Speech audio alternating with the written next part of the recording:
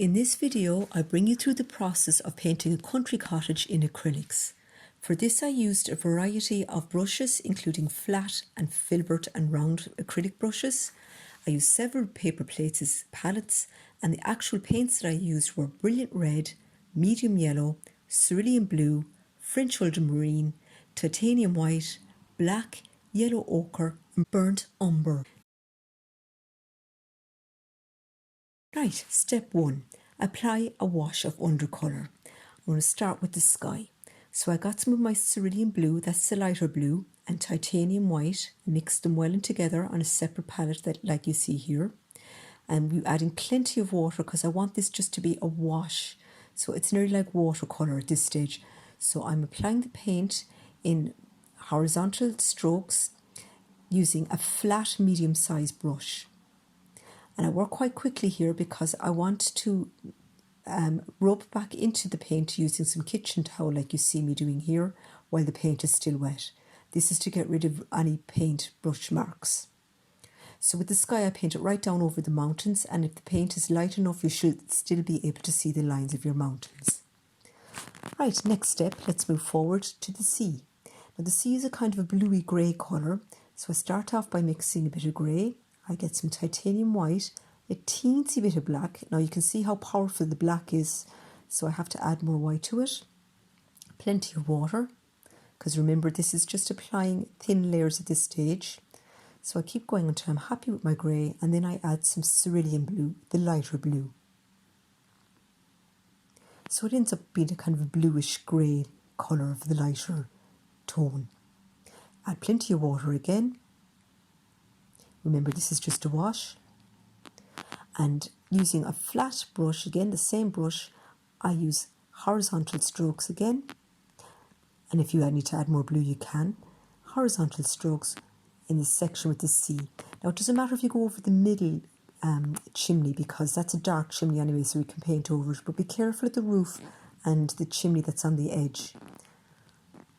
Now, so work quickly enough that you can get some kitchen towel and rub out any mistakes that you make, and rub any paint brush marks that's in the actual ocean part. Alright, so let's move forward again, and we're going to work on putting a wash down for the scrubland and the grass. So we're going to need a kind of a green tone for this. And to make green we get our yellow, medium yellow. And I'm going to use, I was deciding which blue to use, I decided to use French ultramarine, that's the darker blue. And those two together make a green. Now, I want to knock some of the brilliance out of that green. It's nearly too green. So I get a little bit of my yellow ochre and mix it in. And I got a little bit of white, but it knocked it back too much, so I added a little bit more yellow and blue to bring back the green, until it's to a kind of a khaki green like this. Then I add plenty of water, because remember this is just a wash. You're just staining the canvas at this stage. And again I'm using horizontal strokes and my medium flat brush to apply this paint. The reason why we're applying these washes is twofold. Number one is to help you get to grips with what colours and tones that are in your painting. And two, kind of acts as a primer to your canvas, so when you put the paint down it won't all get sucked straight into the canvas. The grassy area in front of the door of the cottage is a little bit darker, so I add a little bit French ultramarine blue to darken the green. Remember you add blue to green to make it darker. And there's a bush there to the right of the cottage which is also a little bit darker, so I add this in now. Again making sure that the paint is thin and watery. And there's an area in the back there.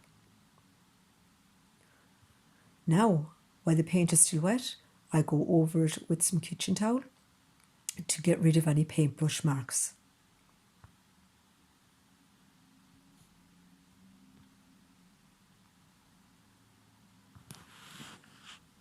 Right, step 2. First pass at the building. The building being the cottage. So this is kind of greys with tints of other colours in them. So I start off by mixing some grey. And I apply a little bit of this to the front of the cottage, but it was a little too dark for my liking, so I put a little bit more white into it to lighten it a little bit. Again, I'm using my flat brush, medium size one, You can use a smaller brush if you like.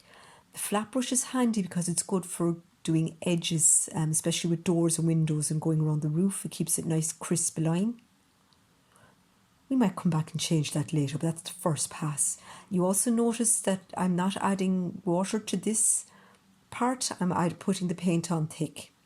So now I lighten the grey a little bit more for the gable end because that side is facing the sun, so it's a little bit lighter. And I give my brush a little bit of a wipe there. And now I'm going to do the little edge of the gable end, which is a slightly darker grey because it's not facing the sun like the gable end. So I put this in to start with. Great. Now let's work on the roof.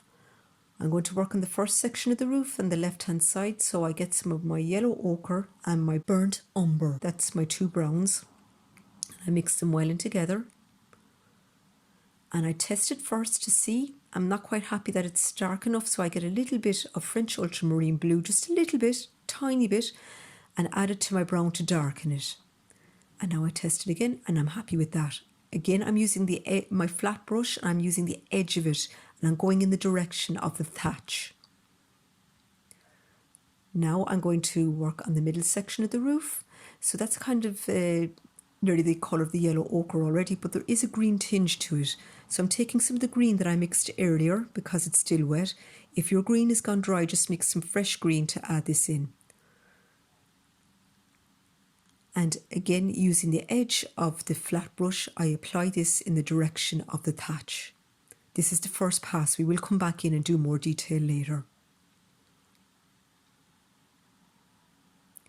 And now the right hand roof. This is kind of a corrugated rusty roof.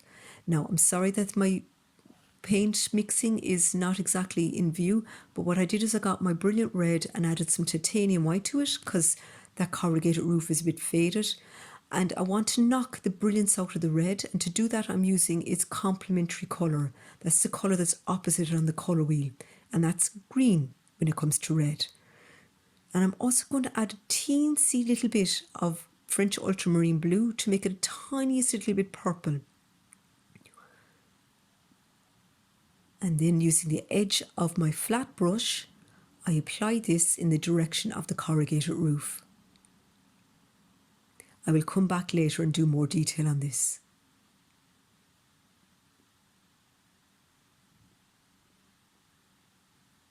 Now I'm just going to do the reveals around the doors and the windows, and these are grey, but they're a darker grey than the walls, so mix your grey appropriately. Keep looking at your picture, your photograph of the cottage, to see what colour grey it is in comparison to its surrounding wall. For this, to fill it in, I used a small flat brush. Flat brushes are good for doing angles and man-made shapes. Now for the inside of the door, they're black, but I don't want it to be stark black because I think this can be quite off-putting and take too much attention. So I mixed black in with a little bit of the dark brown to make a welcoming, warm black. And I fill this in the sections of the door and the windows. I can come back later and add more detail here if I want to.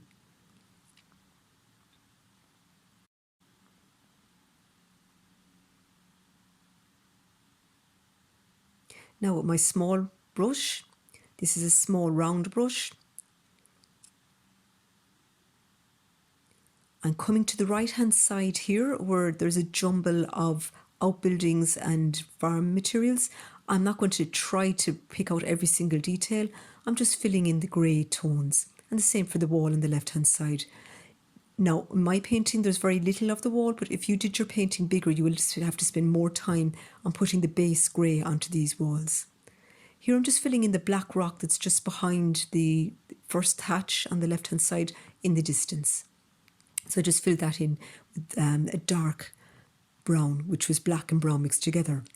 Now at this stage you can leave your painting for a day, or if you want to keep working on it, you can dry it with a hairdryer.